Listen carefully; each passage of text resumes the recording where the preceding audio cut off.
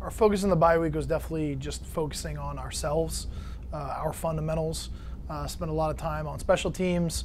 Spent a lot of time, good on good, getting some younger guys some reps. We didn't do any scout work or anything like that. We just wanted to really harp on who we are and how to be a better version of ourselves to prepare us for the stretch run of the season. So we took some time to get healthy. We took some time to hit the weight room hard.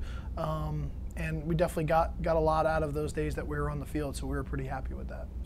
I think where the league is right now, obviously, is I don't think we're very surprised through 3 weeks or 4 weeks because there's still a ton of football to play. I think you saw some teams shaking the rust off from early on. Obviously, you've got some teams now that have a bye week earlier than others, so they're taking advantage of that. So I think right now it's kind of what we expect every week. It's a gauntlet. It's a week in, week out. Any team has a chance to win the football game. It all comes down to preparation and health and obviously execution on Saturdays. So, I think for us, we just got to stay focused on what we can control, and that's going 1-0 every week. Every semester, like our goal as a team is to do a team community day. Obviously in the fall, when we're in season, it's a little more constricted to the bye week and when we can get that accomplished. But I thought this year we did a good job because we had a theme to it. It was the youth. It was kids in the area, in the Brockton, Easton communities that we wanted to spend time with and help, just make their day a little bit better if possible. And obviously, football is somewhat under attack, especially with some youths in America now.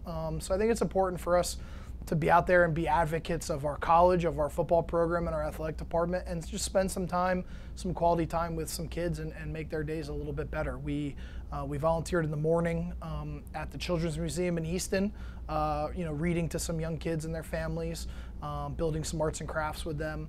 We also went and did recess with Trinity Catholic Academy in Brockton. I kind of told the guys that for some of these kids, recess is the most fun they have all day. So a lot of pressure on them to perform. So that was a blast.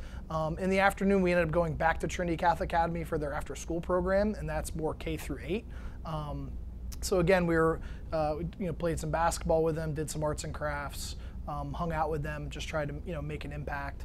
And we also volunteered at the Boys and Girls Club of Brockton at their after-school program. They have a teen center, they have a homework center that we volunteered in, and they also have an open gym where they play some basketball and stuff like that. So our guys had a blast. It was really cool to see them just embrace the situation and have fun. And I think we got some pretty glowing reports back from our guys on the impact it left on them, and hopefully we did the same with those that we were involved with.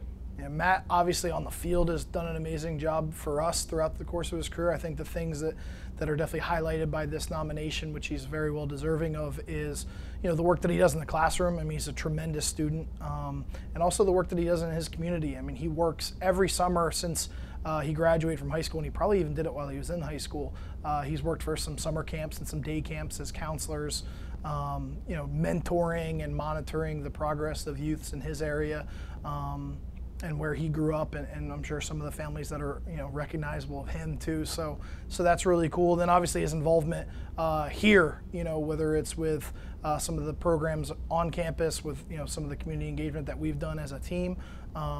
So it's really cool to have a guy that is excelling so much in other areas, and obviously kind of a symbol for who we're trying to be as a team. So I think it's great to highlight that. It's great to see him recognized for that, because I want our guys to see that, hey, it is possible to excel on the field, in the classroom, and do a great job in your community and be a really well-rounded person. And Matt's the embodiment of that. Yeah, AIC is a very talented football team. They have a lot of athletes all over the field. They really feed off their defense. I think you saw that this past weekend, and even when they are successful, and even when they're not successful, their defense, they've been stout, for years. They had a couple turnovers this past weekend. They had a goal line stand that was a huge, turning point at the end of the game. So I think really for us, it's a situation where we have to stay obviously within ourselves. We have to limit mistakes with the football and without the football, because they definitely do a great job of feeding off of that. They've got some really talented playmakers that they can get the football to. They've had 2 quarterbacks, a transfer and another guy that was a returner that played a little bit for them, and they're playing well at the quarterback position. They can run it, they can throw it. So, we definitely have our hands full as a program. We're fortunate to have a couple extra days to prepare. And obviously, it's a program that we haven't had a ton of success against in the past. So there's a little extra motivation there to kind of rewrite the record books a little bit.